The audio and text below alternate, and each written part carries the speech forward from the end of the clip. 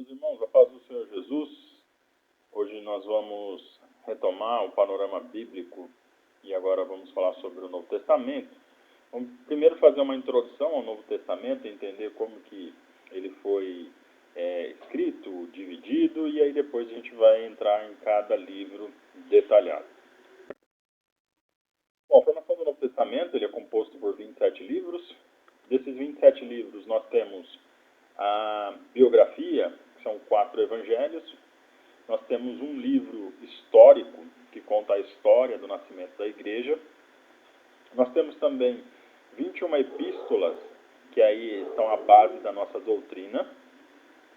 Temos 13 epístolas de Paulo, 8 epístolas gerais, e nós temos aí também um livro profético, que a gente chama de profecia, que é o livro do Apocalipse. Bom, os evangelhos, ou também chamado de biografia, são os livros de Mateus, Marcos, Lucas e João. Eles tratam do nascimento, vida, obra, morte e a ressurreição do nosso Senhor Jesus Cristo, mostrando aí que Jesus é o Messias, ele era o prometido de Israel, cumprindo as profecias do Antigo Testamento. Então ele mostra todo esse ministério do nosso Senhor.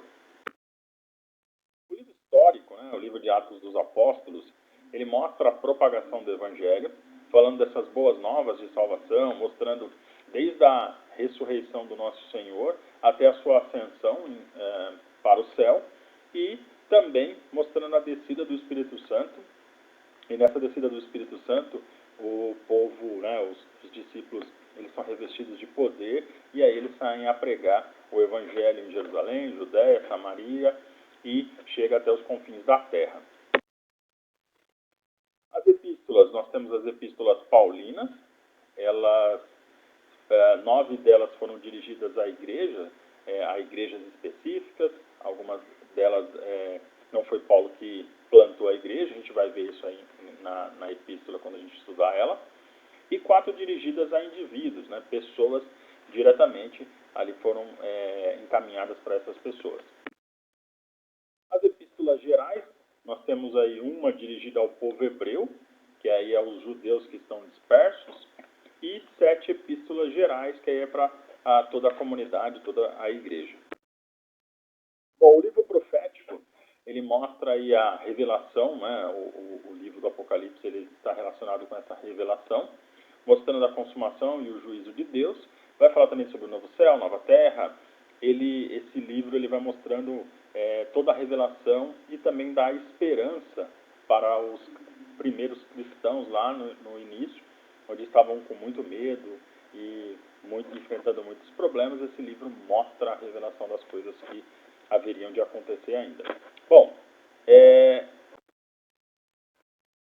os idiomas do Novo Testamento. Então nós vimos até agora como foi formado a formação do Novo Testamento.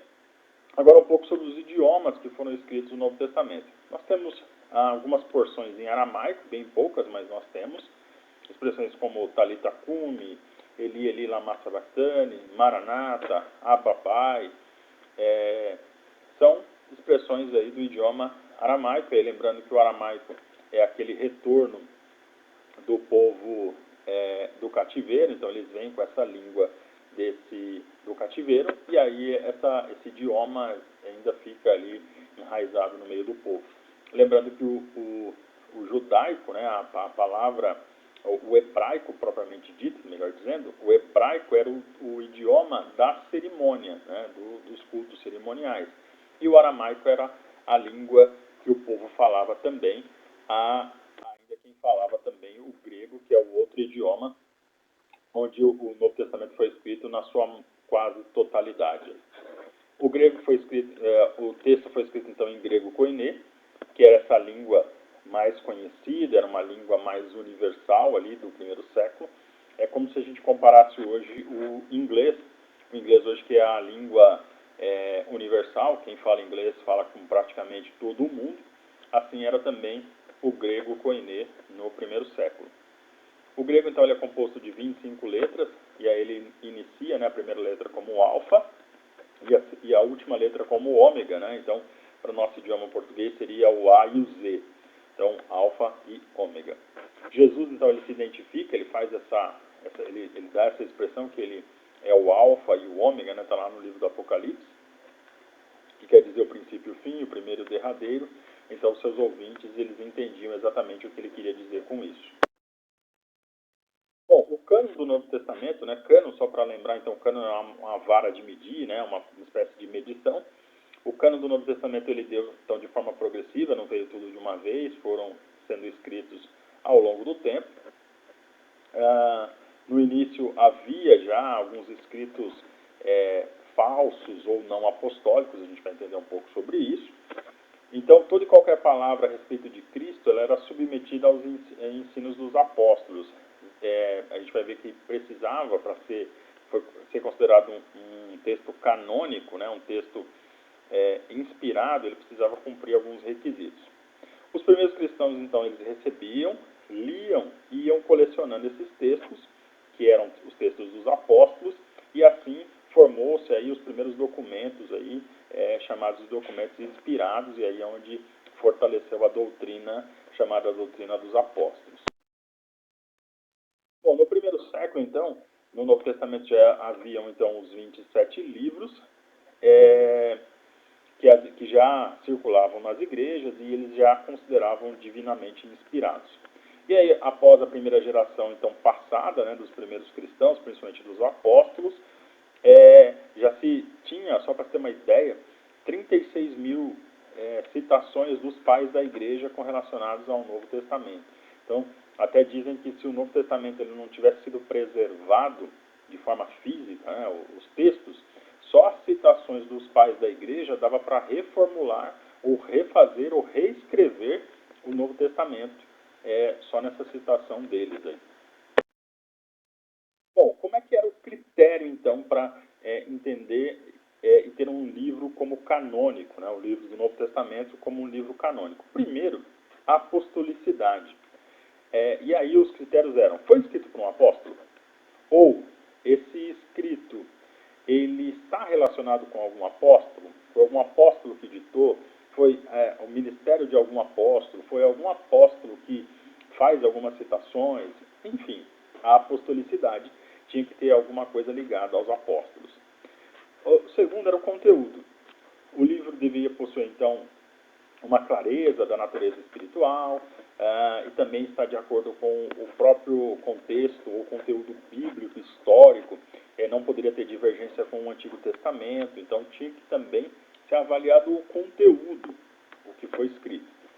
Também a universalidade, né? O livro deveria então ter sido recebido pela igreja, né, como um livro universal, não só um livro judaico, mas um livro que fosse direcionado para a igreja em todo lugar. E, por último, mas não menos importante, a própria inspiração. Então, deveria possuir então, claras evidências de ter sido divinamente inspirado. Esse era o teste final e também um dos testes mais importantes, porque tinha que observar essa inspiração, né? Depois todos nós vamos entender que é inspirado pelo Espírito Santo, né? É o autor do livro, né? O autor dos livros do Novo Testamento, e aqueles que redigiram, escreveram inspirados pelo Espírito Santo. Bom, o Novo Testamento é canônico, né? Então a gente consegue provar isso, e aí as afirmações por quê? Foram escritos pelos apóstolos ou por pessoas ligadas, né, próximo aos apóstolos. Foi também universalmente e espontaneamente aceitos, né, os primeiros cristãos não duvidaram desses livros. Foram aceitos pelos pais da igreja e eles também ensinavam diretamente, né, esses pais da igreja receberam isso dos apóstolos, como é o caso aí, o exemplo de Policarpo, que ele foi um discípulo do apóstolo João. Então, nas citações dele já dava para ver esse contato com o apóstolo João. Isso garante que o texto é verídico. Também o conteúdo divinamente inspirado, como falei no slide anterior, mostrando esse texto edificante, espiritual e harmônico com toda a Bíblia, né? Como eu disse, os textos do Novo Testamento, eles não entram em contradição com os textos do Antigo Testamento, muito pelo contrário, o Novo Testamento ele é escrito nas bases do Antigo Testamento, mostrando que as profecias se cumpriram exatamente como estava escrito no Antigo Testamento. Bom, em 397 depois de Cristo, o Novo Testamento ele é reconhecido lá no Concílio de Cartago como oficial, como o texto da Igreja. E aí, desde os primeiros séculos até a Reforma Protestante, foi definido e fechado esse cânon sagrado, né? Ninguém mais mexe nesse texto. E aí eles são chamados, esse texto é chamado de Palavras da Escritura. Ele está fechado, ele é composto de 66 livros que formam toda a Bíblia. E aí, só para fazer só um adendo, os livros que, por exemplo, a Igreja Católica tem a mais, esses livros estão no Antigo Testamento. Então não são livros do Novo Testamento. E aí os livros do Antigo Testamento, o próprio povo judeu, que é o povo que manteve esse texto vivo, né, esse texto sendo mantido ao longo da história, eles mesmos garantem que os livros do Antigo Testamento são só aqueles 39 mesmo, tá? Então, formando aí com os mais 27, nós temos aí a Bíblia com 66 livros. Bom, como é que são classificados os livros, então, do Novo Testamento? Nós chamamos aí de homologomena, né? Homologomena, né? Uma palavra até difícil de falar aqui, ainda mais para quem está até acostumado com essa palavra. Bom, o que significa isso? Significa falar com um. Então, são livros bíblicos que foram aceitos logo de cara, né? Logo por todos foram aceitos. Que dos 20, foram 20 livros dos 27, eles foram aceitos sem nenhum tipo de problema, exceto Hebreus, Tiago, 2 Pedro, 2 e 3 João, Judas e Apocalipse. Esses livros eles tiveram um pouco mais de resistência para serem aceitos como canônicos. O antilegomena significa falar contra. Aí agora são os livros bíblicos que, em certa ocasião, eles foram questionados por algumas pessoas, alguns estudiosos. Eles questionaram o livro, a autoria do livro.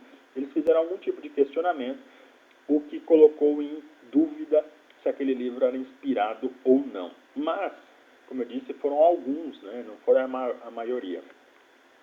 Esses livros, então, demoraram um pouco mais para serem reconhecidos como livro sagrado, né, como livro canônico, e não eram por falta da inspiração ou era mais uma questão da comunicação com a igreja, né? Então não era que não acreditava na inspiração daquele livro, né, na inspiração divina para a escrita daquele livro, mas sim que havia um problema divergente entre as igrejas do Oriente e a igreja do Ocidente. A gente vai lembrar que lá em Atos mostra a expansão da igreja, então a igreja chega no Ocidente, chega até a província romana na Itália, então a igreja vai crescendo e aí começam essas divergências regionais, e aí foi o que dificultou um pouco ou demorou um pouco mais para ver essa inspiração desses livros. Os pseudepígrafos, eles significam, né, esses livros significam falsos escritos. São livros que não são considerados bíblicos e são rejeitados por todos, né?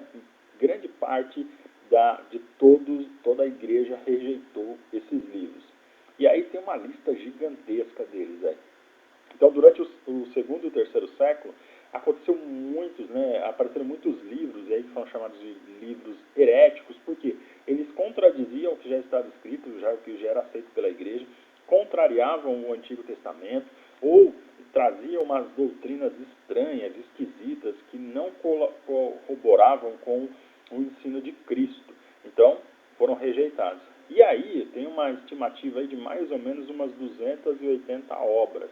Então, existem muitos livros chamados aí de pseudoepígrafos. São livros de história, trazem algum tipo de história. Algum desses livros a gente pode até ler pensando numa história antiga ou ajudando a compreender alguma coisa, mas nada de forma doutrinária. E os chamados também livros apócrifos, que significam escondido ou duvidosos. São livros, então, que não foram aceitos. Alguns chegaram a aceitar, mas a maior parte rejeitou esses livros. E haviam sido, então, aceitos por um número muito limitado de cristãos. E aí, esses livros, né, os apócrifos, os mais conhecidos são aqueles livros que estão na Bíblia Católica, que foram reconhecidos pela Igreja Católica, mas esses livros eles são duvidosos, eles trazem problemas, dificuldades para o entendimento da doutrina cristã. Então eles não foram aceitos no Novo Testamento também.